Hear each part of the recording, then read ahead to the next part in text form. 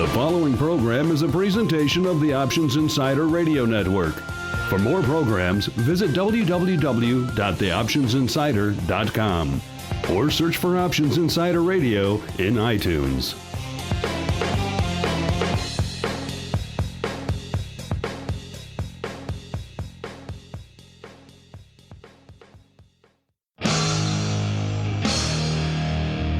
And now, it's time for the show that breaks down the options market. From unusual activity alerts to market updates and trading strategies. If it involves puts and calls, then our all-star panel will break it down. It's time to hit the Option Block. With your host, Mark Longo from theoptionsinsider.com and co-hosts Mike Tusaw from KnowYourOptionsInc.com and Mark Sebastian from OptionPit.com. The Option Block is brought to you by Options Express. Don't spend time worrying about your broker. At Options Express, security, stability, and account protection are the most important responsibilities to our customers. Secure account access, enhanced financial protection, entrusted with over $7 billion in customer assets, established financial stability. Options Express lets you trade with confidence. Stocks, options, and futures, all in one account. Trade with a specialist. Visit optionsexpress.com/OXradio to open your free account. Options Express is a member of FINRA, SIPC, and NFA.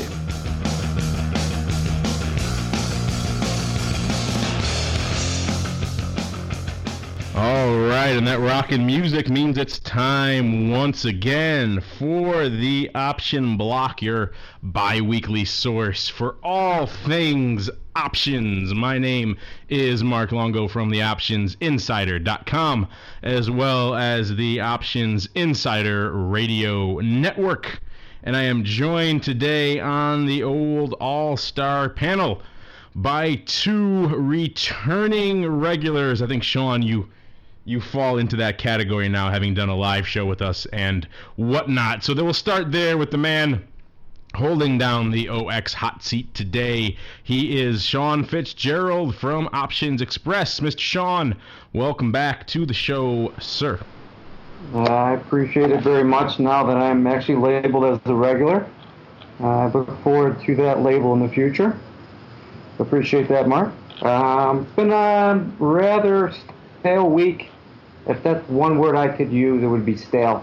Last week we had all the news. We had all the worries about what might happen. This week we pretty much don't have much at all. Very little news. Jobless claims were pretty much what everybody was looking forward to, and it really didn't do much to the market as we see basically another flat close on the day with little or no volume at all. All right, and also joining us, I said two, but in the midst of Sean's introduction, we were joined by a third member here. He is also a regular on the show, though he is far too infrequent for our taste these days. He is Uncle Mike Tusaw from Know Your Options Inc. Uncle Mike, welcome back to the show, sir. Always a pleasure, always a pleasure. How's the BBI looking today?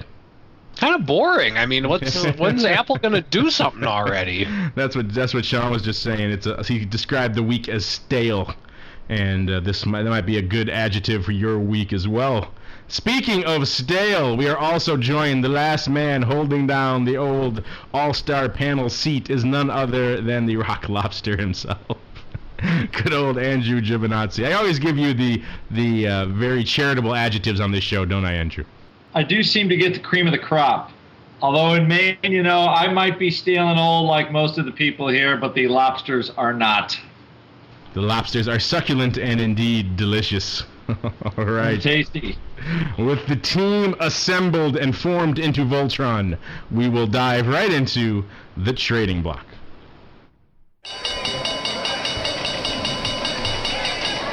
The trading block.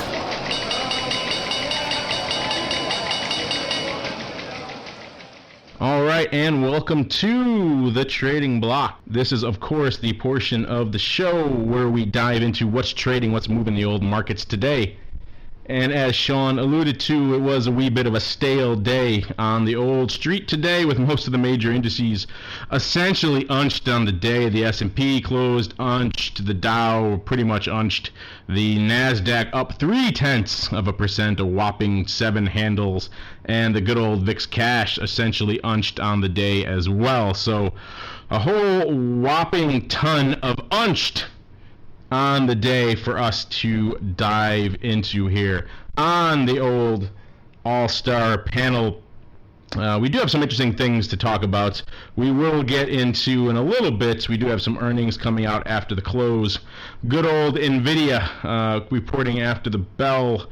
They closed today at $14.71. And looking here like they might have reported already, down a wee bit in the after hours.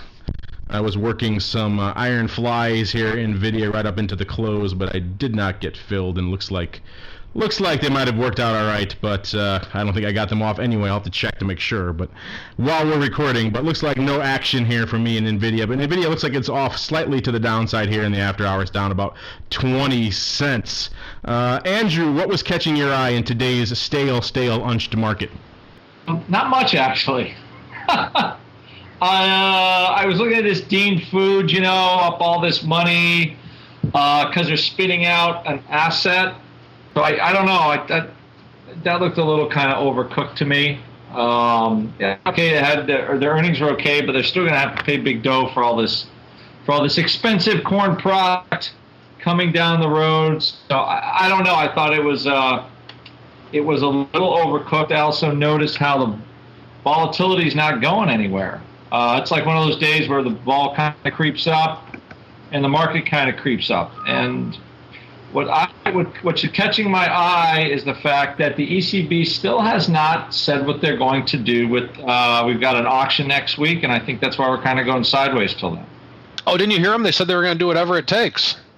Yeah, I know, but Isn't the that problem is, are they going to just say that and then see how the private market does buying Italian debt? Well, I think it seems like, to me, is it just me, or does every person, whether it's Bernanke, whether it's another Fed ruler, or another Fed leader, or someone in the ECB, is it just me, or does everyone say they're going to do whatever it takes to keep the economy going well? I mean, that just seems to be kind of the trend these days. And what are they going to do, though? I think that's one thing when they go back to the private rooms.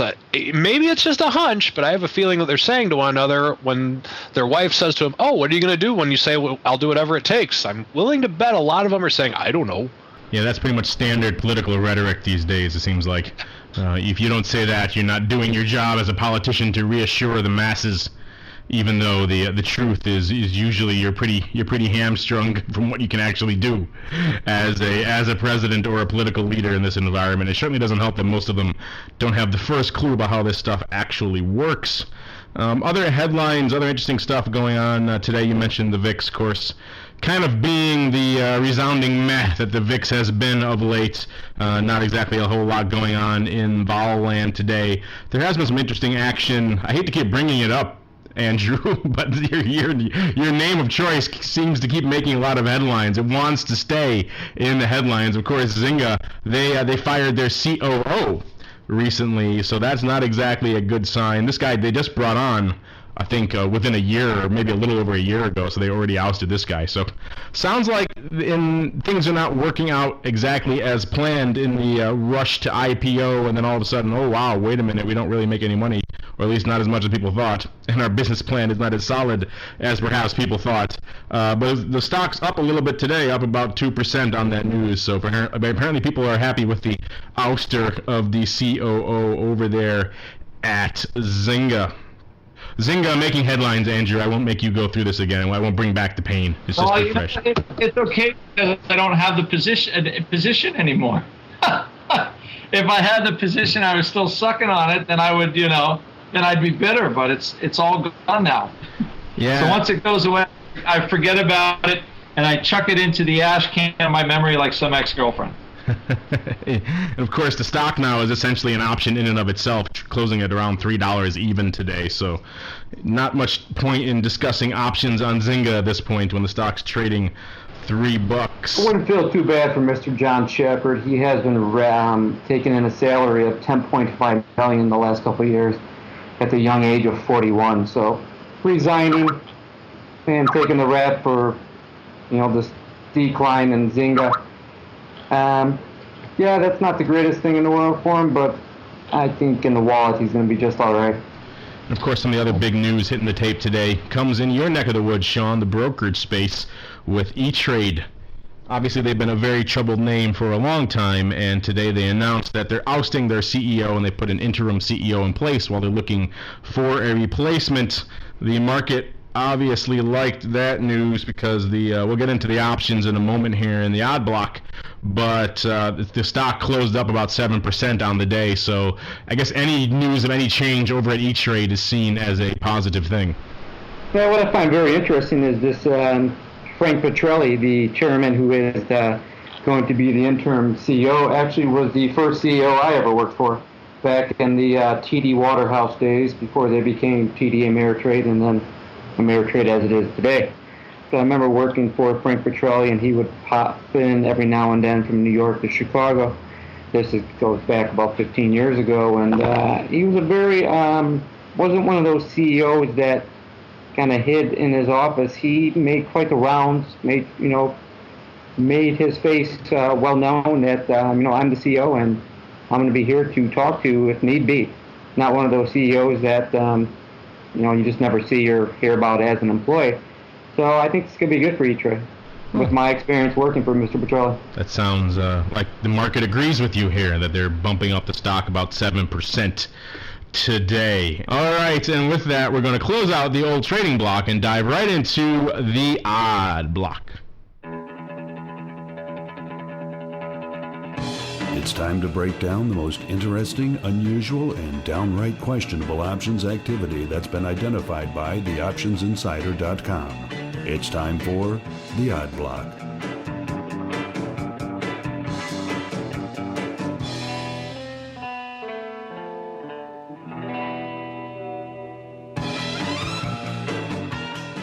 All right, and welcome to the Odd Block. This is, of course, the portion of the show where we dive into the interesting and indeed the unusual options activity that's lighting up the old tape today.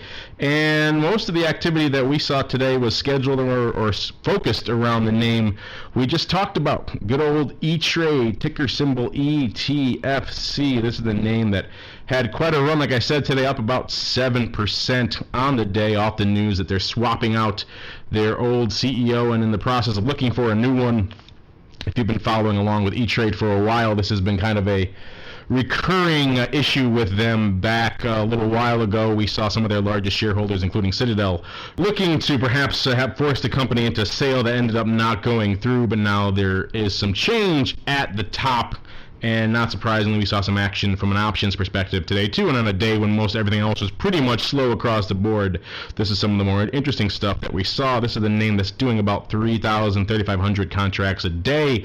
Typically, they did over 16,000 today, with really the call to put ratio just off the charts, 9-to-1 here, calls versus puts. So a lot of love on the upside today. And earlier in the session, when we first wrote this up this morning, the call volume already at that point was about 3.5 times the average daily volume, with well over about 8,000 contracts going up, and about 70% of those being lifting offer type trades. So people are scrambling to get in on some ETrade upside. The largest volume we saw today came in the AUG9 calls, where about 5,000 of those went up today against previous open interest of about 2,600. So that's a substantial open interest. There could be some closing there, but seems like for the most part these are opening long trades coming in on these AUG9s. We're including a big block of 2,000 that lifted the offer for 6 cents earlier this morning. They went out today 8 cents at a dime. So all this buying pressure, as well as the run up in ETrade stock, really elevating those calls quite a bit. We also saw about 10,000 of the Sept 10 calls going up today as well, the bulk of those being purchases also, and about about 1,600 or so of the AUG8s going up on a relatively mixed volume. Of course, there's 4,400 open on that strike, so there could be a lot of closing of people having existing longs on that AUG8 strike and looking to cash in on today's activity. And one of the reasons this is interesting is because this is one of the first times we've seen some real upside interest in ETrade in quite a while. This name has been on quite the trajectory that's been downward for the most part. They were trading well over 10, about 10.5 as recently as April. Since then, it's been pretty much just a straight sell-off down to, well, they got down into the 7.5 range for a while there and even danced into the 6 handle. But today, this news putting them back a little bit on the right path. Of course, they haven't named a CEO yet, but still interesting developments and a lot of option bulls plowing into ETrade, thinking that the future is bright here for good old ETFC. Now, Andrew, Mike, or even Sean. Sean, maybe we'll start with you. I know this is a competitor, but did you see a lot, but just from a purely options perspective, did you see a lot of OX clients piling into ETrade calls today? Actually, I personally think I received 2 phone calls all day long, and they were on the August 9th strikes.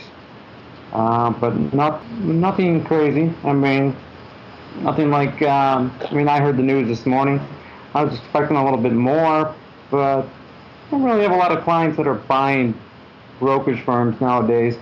I think, with the whole MF Global and Knight issue, clients are staying away from buying these brokerage dealers that, 1 or 2 fat fingers can send them down the tubes. Yeah, that's true. Not a lot of love for the retail brokerage names these days. Now, Uncle Mike, I know you like playing in some of the broad financials like the XLF. Do you play in any of these individual names or even the retail names like ETrade, or do you stay clear? Typically, just staying clear with client money. I mean, in the past, one thing that the benefit, what I've always liked about like the retail shops is that whenever, and this is going to be a shocking thing I'm about to say, when retail traders are trading, retail brokerages are going to do well. So one thing that I think is just something to look at, and I don't have any statistics to back this up or anything like that, but usually retail traders are late to the market. That's very typical throughout history. So with that, when you see the later stages of a rally, a lot of time, one thing that I've looked at, and this is one of those things that's kind of in my workshop, and I have like a million things in my workshop, but towards the end of a rally, that could be a time to start looking at some of the retail shops as potential trades. Now, once again, I don't do that with any of my client money, but I always have found investing in retail brokerage is very fascinating.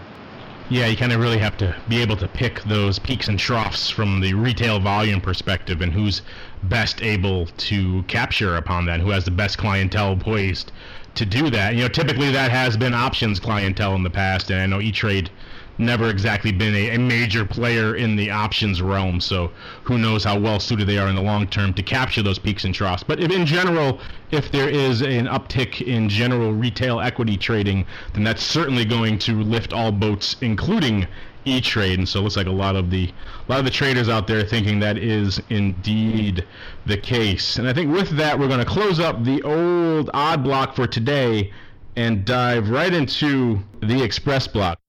The Express Block, brought to you by Options Express.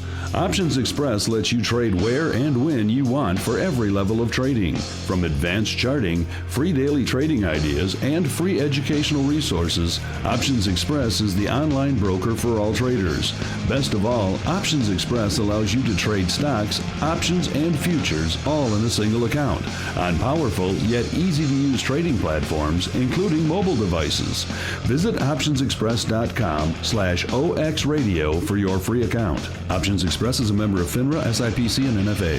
All right, and here we go with the Express Block. This is, of course, the portion of the show where the boys from OX take the reins and hit on a lot of questions and inquiries that they're receiving over at OX, as well as some of the interesting developments they're seeing over there on the old trading desk. So, Sean, I know you have a lot of stuff you want to hit on today, so I will toss it over to you. Well, we'll start off with the 2 questions that received into the Express Block. One is, why are my Groupon options at 100% margin commitment at OX? Well, recently our margin risk department had made a determination to raise the margin requirement to 100%. They take a lot of factors when they decide what margin requirements certain stocks are going to be. Back in the old days, general rule of thumb was, any stock $5 or more was 50%. That has changed over time, not through just OEC, but many brokerage firms. What goes into that? A lot of different things. Basically, implied volatility, historic volatility, market cap on the individual company, and just the industry risk as a whole. I mean, you look at Groupon and what has happened since it IPO'd, and I believe it was about $24, and now, basically, once it dipped below the $7 mark on the 30th of July, we took a stance to raise the requirement on the stock from 80%. So not the whole time, it was never 50%. It was at 60% when it first came out, and we continued to raise it as the stock continued to decline. And the last move was moving it from 80 to 100% on stock, and on options, that'd be naked options, from 70% to 100 as well. Yeah, lovely chart here on Groupon. It IPO'd at 28, got as high as 31, and then essentially has never looked back. So certainly can see why some of the risk guys might be a wee bit concerned about this one. I mean, and it's not really to prevent clients from trading less. It's more of a security blanket for the clients and Options Express as themselves. I mean, you never know. I mean, if you're short some options here, and this company could always be bought out, and now all of a sudden you're in the hole. So that's why we have raised the requirements. Now, I'm not saying Groupon is going to be bought out, but I mean, that's something that could happen someday down the line. So, like I said, I mean, all those factors I listed was the reason why that was raised to 100%.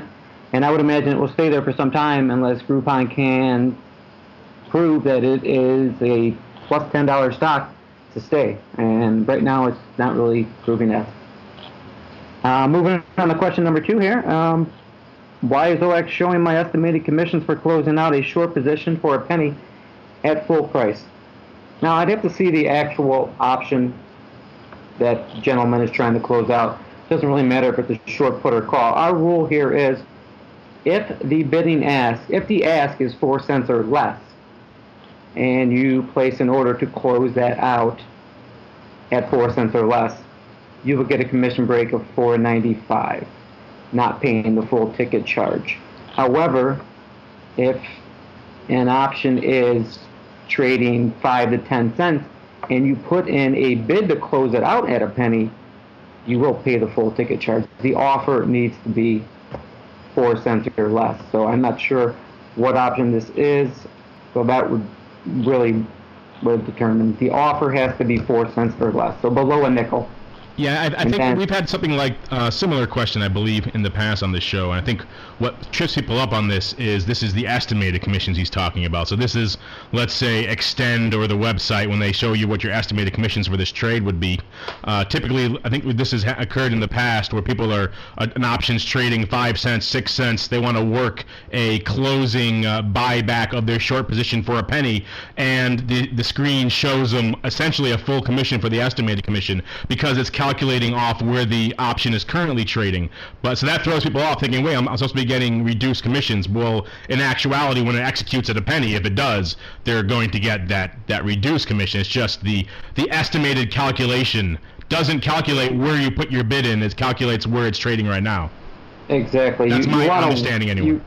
I would recommend, waiting for once the offer is 4 cents. So whether it's a 1x4, 2x4, 3x4, doesn't matter if it's short call or put. Once you see that offer at 4 cents, then you put your bid in at a penny, and you'll see the commission reduction take place at that time. I tested this out the other day because I saw this coming in to the show, and I know we've had this in the past. So I wanted to confirm it. So I tried it out in some short positions I had on I forgot what name it was. It might have been a Ford or maybe an EA. And when the options were trading 5 or 6 cents, and I was trying to close them out for a penny, it was showing me full commission. But then I waited a while until and I worked the order. I think the next day when they were trading 3 or 4 cents, and then it did show you the reduced rate. I think it was like $4.95 or something like that. So I think people are just conflating where they're working their order with where it's actually trading. one more thing. If this is an option that is long dated, say September, October, November, December, and you're putting it in a bid for a penny, that's also going to show the full commission, because obviously with the time value left, the offer is still going to be at least a nickel. So I'm not exactly sure what option this was, then that's stated in the email. So if it's long dated, has the time value left, even if it's $20 out of the money, it's still probably going to have an offer of a nickel. So you would still get the full commission estimated order total unless that offer is 4 cents or less. All right, thank you for that, Sean. What else do you have up your sleeve today for the Xpress Block? I saw quite a few interesting bearish gloom and doom trades planned for the end of the year when the good old physical cliff possibly could take place, which is the dual expiration of the tax cuts ending December 31st and the automatic spending cuts that could take effect starting January 1st. And I believe this is why this gentleman came in and placed these rather bearish trades, went out and bought 1,300 of the VXX Jan 95 calls. Yes, 95 calls. VXX closing around 11.59 today at 7 cents. Same trader went out and bought 1,000 FAZ Jan 105 calls. Yes, 105. But the FAZ at around 21 at 14 cents. Now I'm not sure if this client's looking to scoop a nickel or dime, but these are quite some bearish moves here with quite the size. Obviously not the quite dollar amount, but these are set up for January expiration of this year. Oh, wow. This is that's a wee bit outside the realm of typical bearishness. You know what's even crazier here? I'm looking at this trade going up the 1,300 lot. There's nearly 9,000 open of the Jan par calls on the VXX. So this guy's not alone, unless this has been him piling into these strikes all along. Well, you know what I find also interesting? I saw, maybe this could be the bottom of the VIX here. With these trades, I saw a Goldman Sachs trade come in today. Goldman sold 20,000 VIX August $15 puts at 20 cents today to open. And that's a rather risky trade there for the Goldman boy. I mean, I think the VIX closed at 15.28 today. Those options expire on the 21st. They're expecting that stock, for everyone who's listening, who's not sure, the Goldman Sachs sold 20,000. August $15 puts at 20 cents, expecting VIX to close above 15 on expiration on the 21st. Now, obviously, they're going to make quite a bit of money, 20,000 times 20. But with another, we got, today's the 9th, we got almost a week and a half of trading to go. They're selling they're taking in 20 cents on an option that the VIX is, I believe, 15.28 close. So with that trade in mind, and with my client buying 1,300 of the VXX, maybe this could be the beginning of a wild ride to come soon. I'll put on my tinfoil hat here for a second and say that if Goldman is short 20,000 of these VIX 15 puts, I'm guessing they have another trade on, perhaps in the S, that will make sure that trade comes to pass. They'll keep that vol nice and elevated through expiration. Perhaps that's just me buying into the tinfoil hat crowd, but I've seen too many of those trades go that way. Oh yeah, for sure. And I did see couple. I really didn't have too many. I mean, it's been a really slow week. So I really didn't see the spreads, the condors and butterflies that I usually see. I just saw a lot of people just going long or short, just straight up single-legged trades. I did see a couple nice trades, and LOGI is the symbol, and had a gentleman who bought 1,500 of the August 8 calls at 75 cents. Stock closing around 8.75 on the day. And then he followed that up with buying 1,200 of the Sept 8 calls. Now, I'm looking for some news, trying to figure out why he may be doing this. They don't have earnings till October 24th. So again, he bought 1,500 of the August 8 calls at 75 cents. They closed at 85 by 95. He went in there and then bought 1,200 of the Sept 8s at 90 cents, and those closed at $1.15. I'm not sure what his long-term goals are, and these are just pure long-term buy calls. We have the Augusts that expire next Friday, so I'm not really sure what he's thinking LOIG does. Basically what they're into is internet video cameras. This is Logitech. We've talked about them on the show in the past. They make pretty much every computer and home audio peripheral you can think of. They're in keyboards, mouses. Yeah, They pretty much do it all. I'm using a bunch of their stuff right now as we speak. But yeah, this is interesting. We had them on the Odd Block recently. I'll have to go dig up what their activity was, and maybe we can discuss it on the next show. Because this name is looking familiar to me. Something was going on with them on a recent show. We'll have to go back and dig it up. But this was not the first time in the recent weeks we've seen some unusual activity going on here in Logitech. Of course, if you look here at the volume, the number that just went up to the YOG8s, the 7,300, that's about almost equal to the open interest on the puts. So this guy could be legging into something here. That's unusual to see that level of symmetry on a strike like that with the open interest, unless there's something afoot. So we're going to dig into this one a little more and see what's going on here in good old Logitech. But an interesting one, and yeah, I don't know why, unless someone's going to gobble up a peripheral manufacturer, that certainly could be the case. But an interesting one to watch.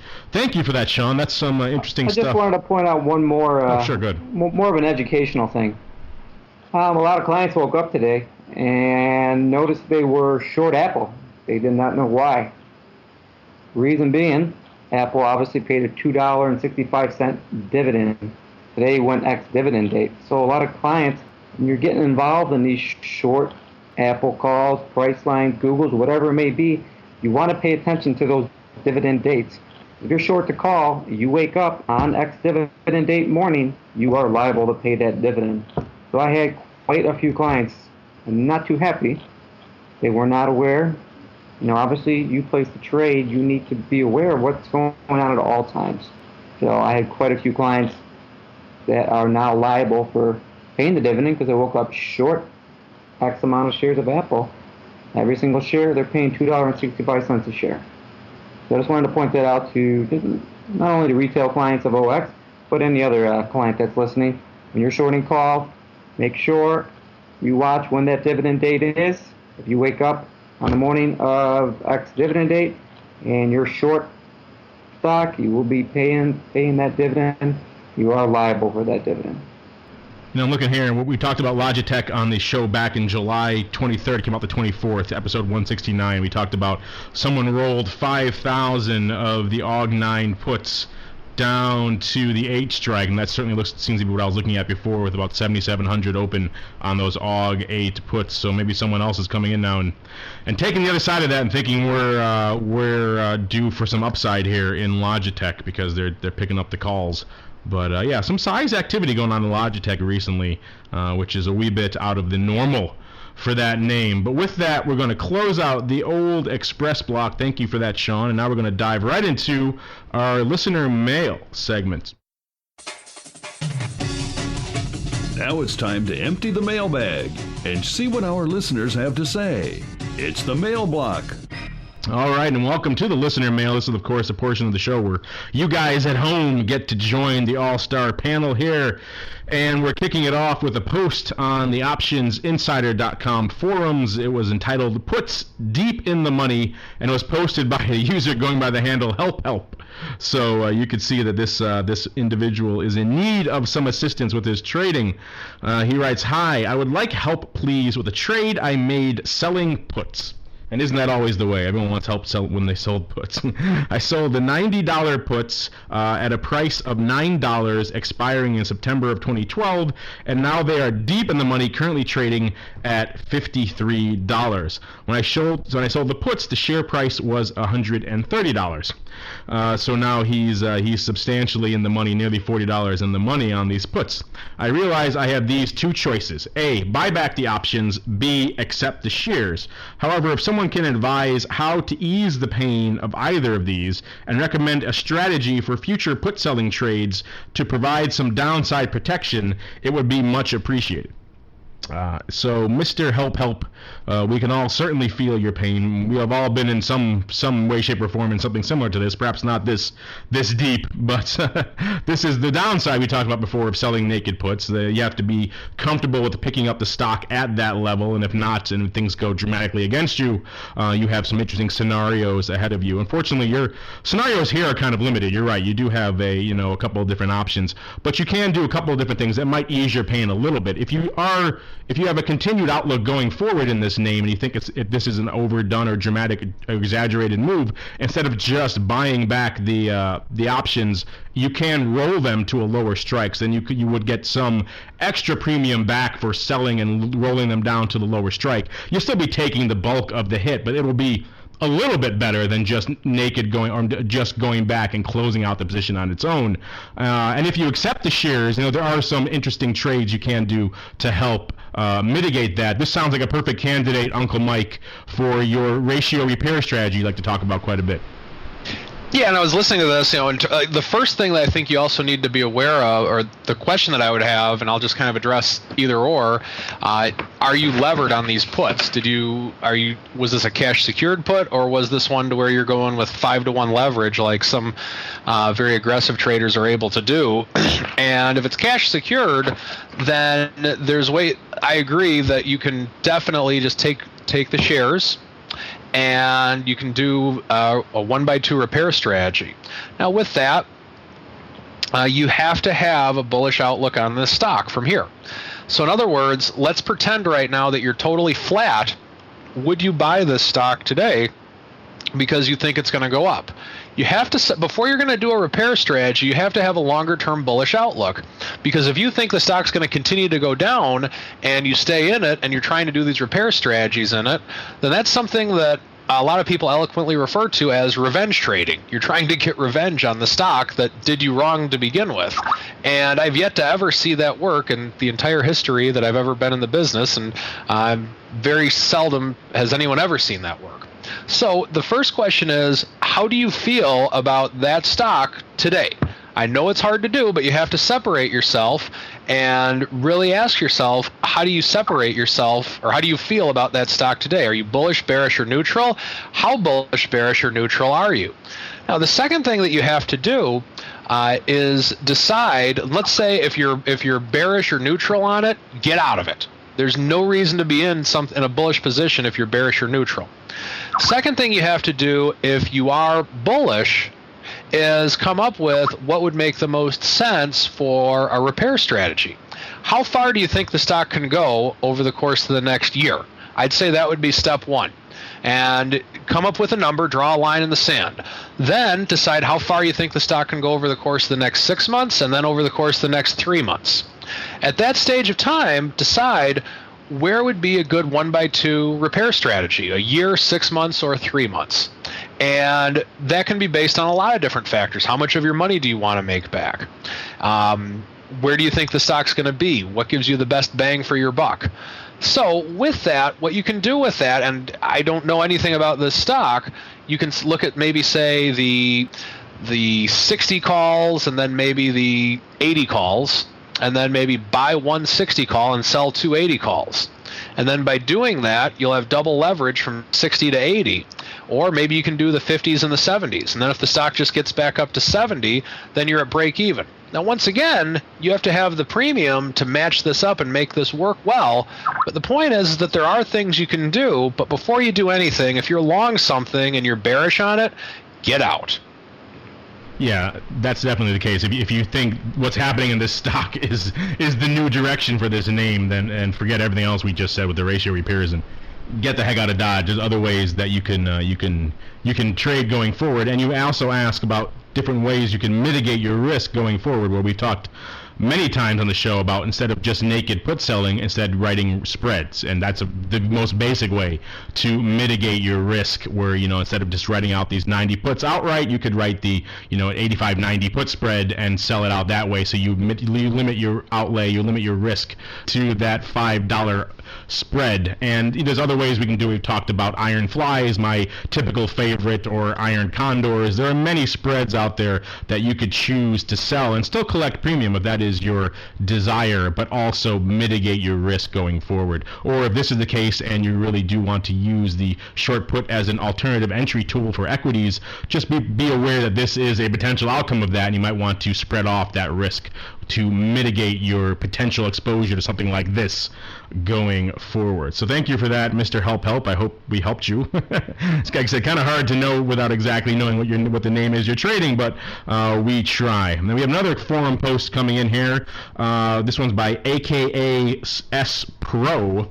And he writes his title of his post is Confused About Bid Price.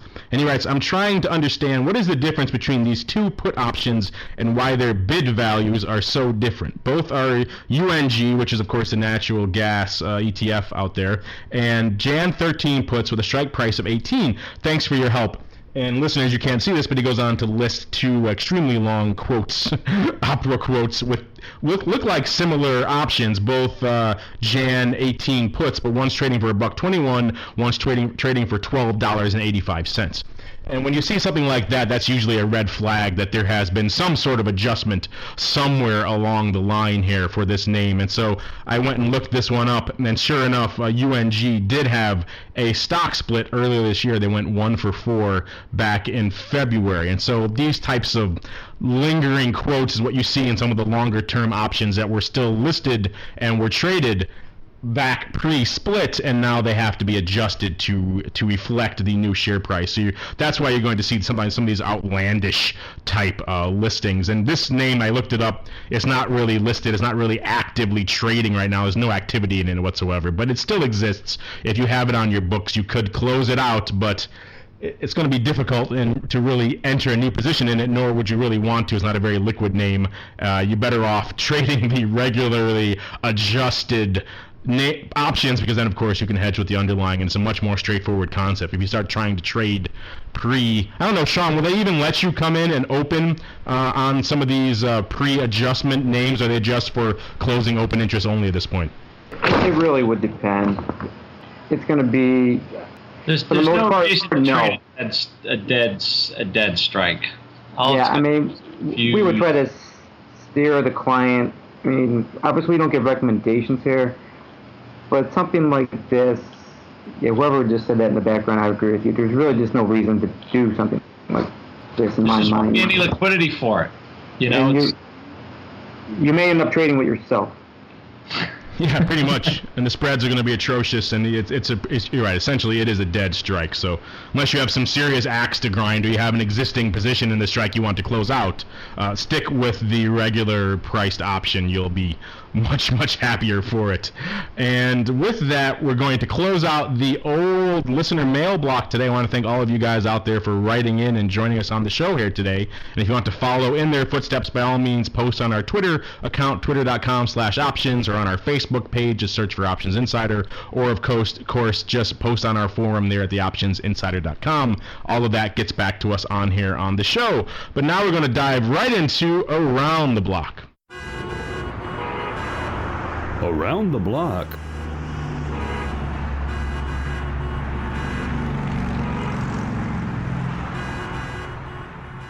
All right, and welcome to Around the Block. This is, of course, the portion of the show where we peer deep into our crystal balls to divine the future from an options perspective.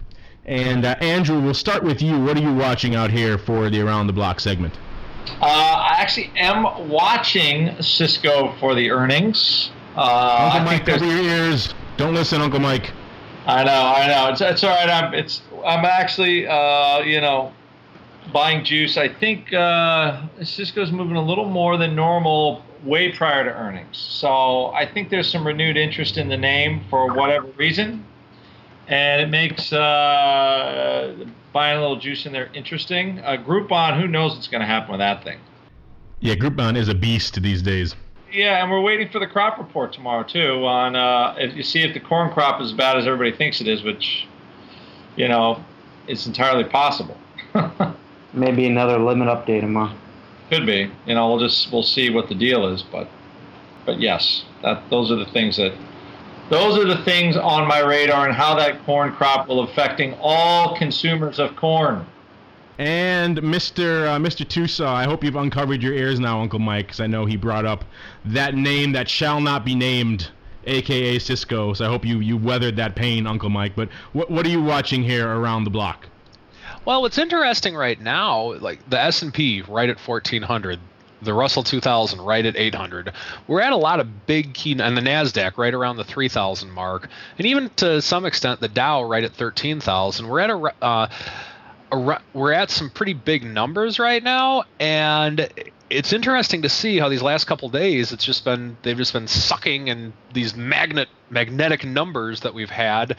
So definitely watching to see if we get a breakout one way or another, obviously. And then the other thing that I'm watching tonight, too bad you viewers won't be able to see this tonight because it'll be tomorrow when you get this, is there some quarterback for the Denver Broncos is going to be playing tonight in our Chicago Lakefront. I forget Peyton Manning. Curious to see how he looks tonight as well. Yes, the football around the block. Interesting stuff. Andrew mentioned, of course, Cisco. They do have earnings coming up on the 15th, and we touched on Groupon. And we touched on Groupon a little bit earlier in the show, and what he was referring to is just the fact that vol right now in Groupon, as they're approaching earnings, which are coming up next week as well. Actually, let me look at the date here. I believe Groupon is on the 13th, so on Monday, and the vol just triple digits across the board in Groupon. Front month well over 200. September a far more reasonable 125. Just another reason why perhaps the risk major domo over at OX decided to bump up that margin level. These premiums are becoming astronomical here in a $7, or I should say $6.50 stock right now. So a lot of interesting stuff to watch. Those are two of the ones that I am certainly watching coming up into the week ahead. Sean, what are you watching for going into the weekend and next week? Well, I'm looking for a little bit more volume. Given last week with all the news, we had volume, but it was last Friday, and that was about it. We had 4 down days last week, and then all of a sudden we go up 230 points Friday. We end up flat for the week. We've had completely stale volume all week, again, this week. Looking for some excitement. I'm looking for the ECB to say something. Maybe Ben Bernanke. Somebody say something and get this market moving, one way or another. I mean, obviously it's going up. We know that. We see it goes up and up. But it's going up on no volume at all.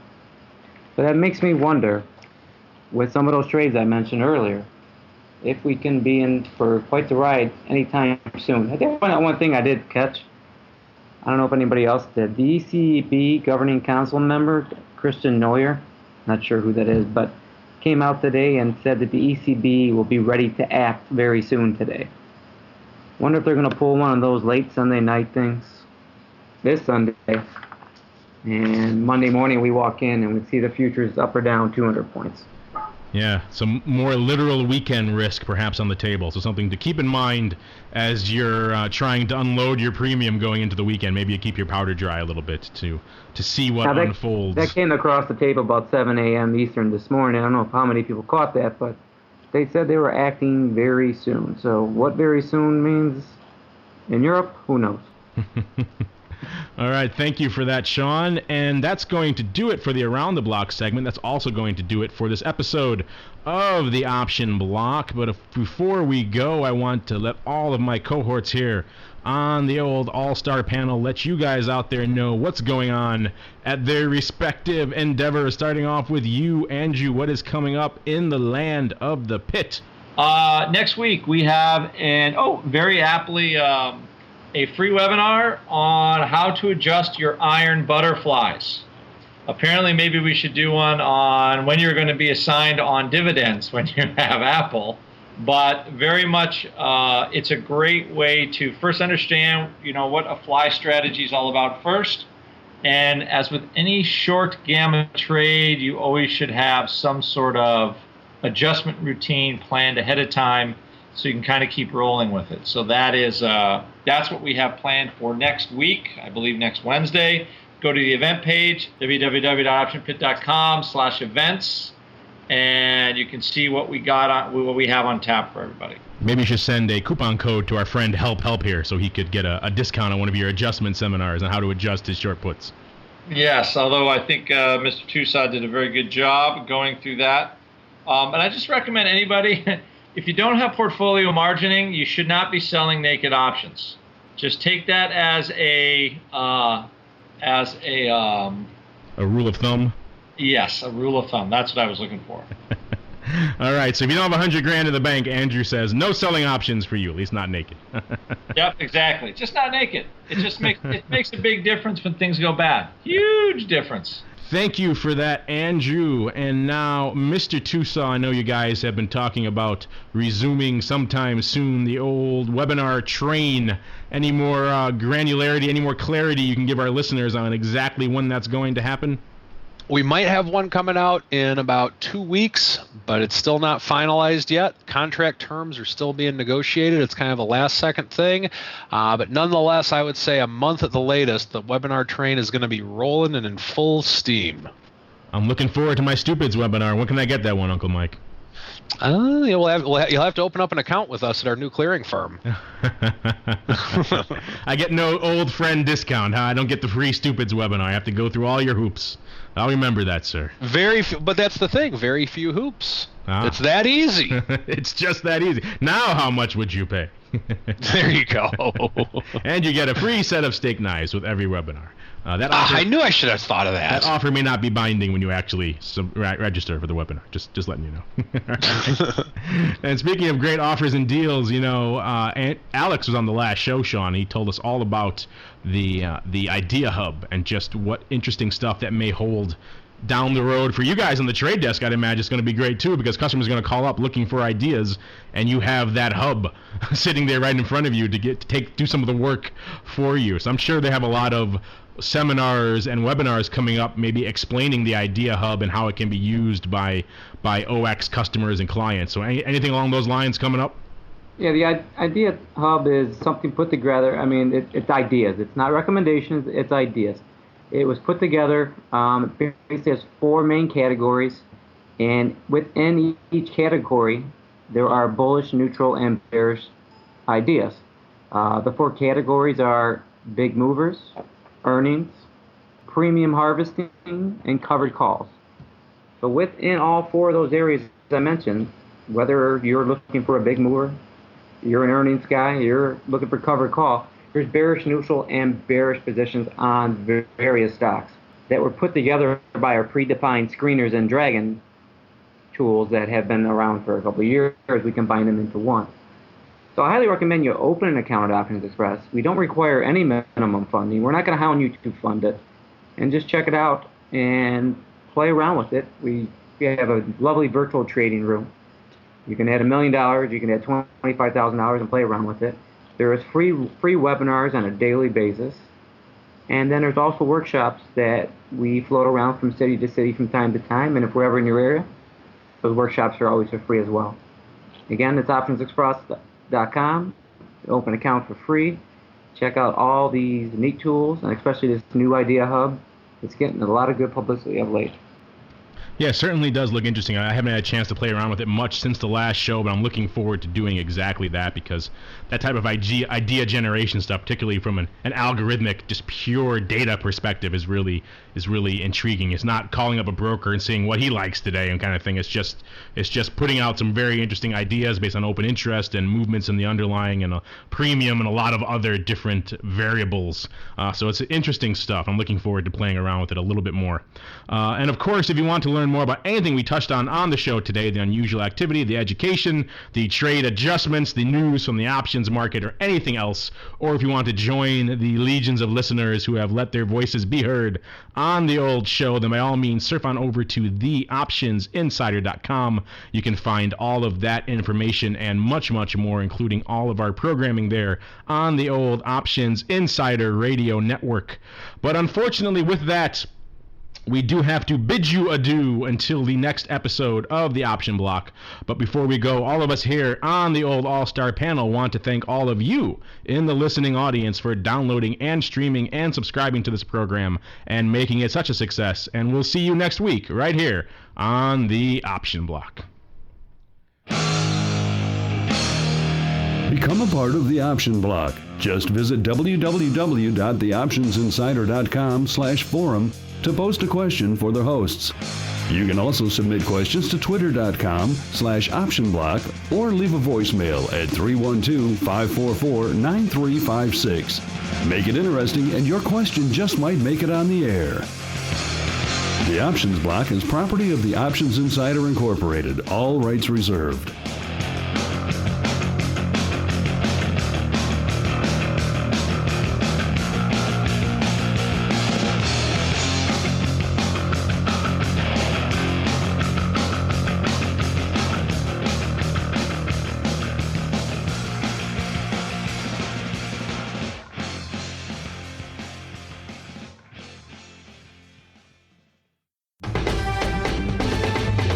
The preceding program was a presentation of the Options Insider Radio Network.